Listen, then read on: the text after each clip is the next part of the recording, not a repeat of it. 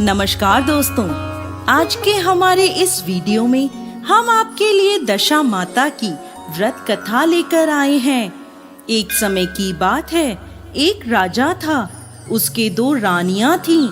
बड़ी रानी के कोई संतान नहीं थी। छोटी रानी के एक पुत्र था। राजा छोटी रानी और राजकुमार को बहुत प्यार करता था। बड़ी रानी छोटी रानी से ईर्ष्या करती थी। बड़ी रानी राजकुमार के प्राण हर लेना चाहती थी। एक दिन राजकुमार खेलता खेलता बड़ी रानी के आंगन में चला गया। बड़ी रानी ने राजकुमार के गले में काला सांप डाल दिया। छोटी रानी दशा माता का व्रत करती थी। राजकुमार दशा माता का ही आशीर्वाद था। दशा माता की कृपा से राजकुमार के गले से वो सांप बिना कोई नुकसान पहुंचाए चला गया। दूसरे दिन बड़ी रानी ने लड्डू में जहर मिलाकर राजकुमार को खाने के लिए दिया। जैसे ही राजकुमार लड्डू खाने लगा तो दशा माता एक दासी का रूप धारण करके आई और राजकुमार के हाथ से लड्डू छीन लिया। बड़ी रानी का ये वार भी खाली गया।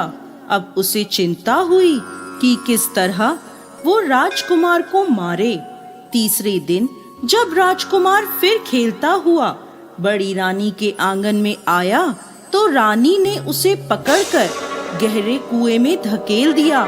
लेकिन दशा माता ने उसे बीच में ही पकड़ लिया। सारे राजमहल में राजकुमार की तलाश होने लगी। राजा वे छोटी रानी पुत्र शोक में रोने लगे। तब दशा माता ने एक भिखारन का रूप धारण किया और राजकुमार को गले से लगाए एक कपड़े में छुपाकर राजमहल के द्वार पर पहुंची और भिक्षा मांगने लगी। तब सिपाहियों ने उन्हें दूर हटाते हुए कहा, माई, तुझे भिक्षा की पड़ी है, यहाँ राजकुमार खो गया है। इस पर दशा माता बोली, भाइयों, पुण्य का प्रभाव बड़ा विचित्र होता है। यदि मुझे भिक्षा मिल जाए तो संभव है कि खोया हुआ राजकुमार तुम्हें मिल जाएगा।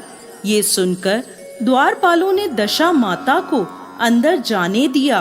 वह अंदर गई और राजकुमार को छोटी रानी के आंगन में छोड़ दिया और वापस चली। परंतु छोटी रानी ने भिखारन के रूप में आई दशा माता को देख लिया। उसने कहा, रुको, तुम कौन हो? तुमने 3 दिन तक मेरे बेटे को छुपा कर रखा, ऐसा तुमने क्यों किया? इस पर दशा माता ने छोटी रानी को अपने दर्शन देते हुए कहा, मैं तुम्हारे पुत्र को चुराने वाली नहीं हूँ। मैं तो तुम्हारी आराध्य देवी हूँ। मैं तुम्हें सचेत करने आई हूँ। बड़ी रानी तुमसे ईर्ष्या करती है। वो तुम्हारे पुत्र के प्राण हर लेना चाहती है। और दशा माता ने बड़ी रानी की सारी करतूत छोटी रानी को बता दी।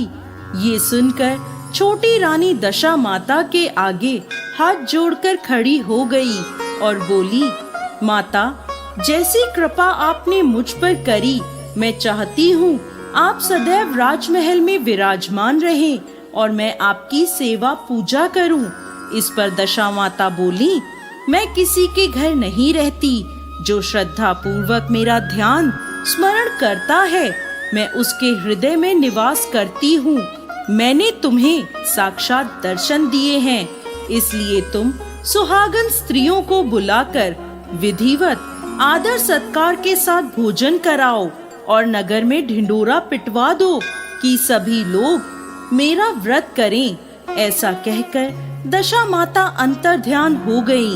हे दशा माता, जैसी कृपा छोटी रानी पर करी, वैसे ही इस कहानी को कहते, सुनते और हुंकार भरते सब पर करना। जय दशा माता।